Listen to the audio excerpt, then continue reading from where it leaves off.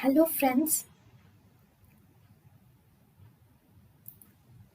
welcome to Creative Medicine.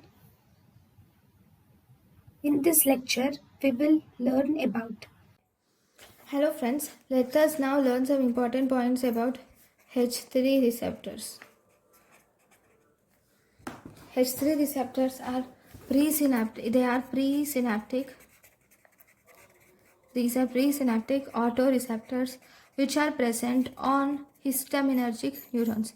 These are presynaptic autoreceptors on histaminergic neurons.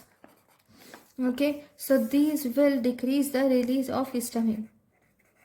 Okay, so because these are presynaptic autoreceptors, so they will decrease the release of these receptors. When activated, they decrease the release of histamine. Okay, so H3 mediated H3 agonists, if you see, H3 agonists will decrease histamine, so will decrease release of histamine, and thus they decrease H2 mediated gastric secretion also. They decrease H2 mediated gastric secretion.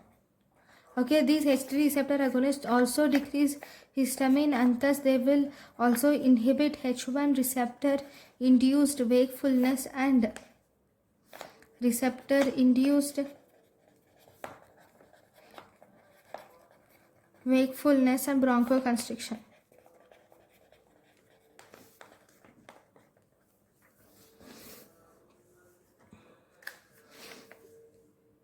These H3 agonists or H3 receptor activation can also cause decrease in noradrenergic,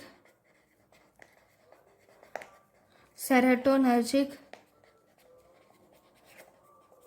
cholinergic and other transmission.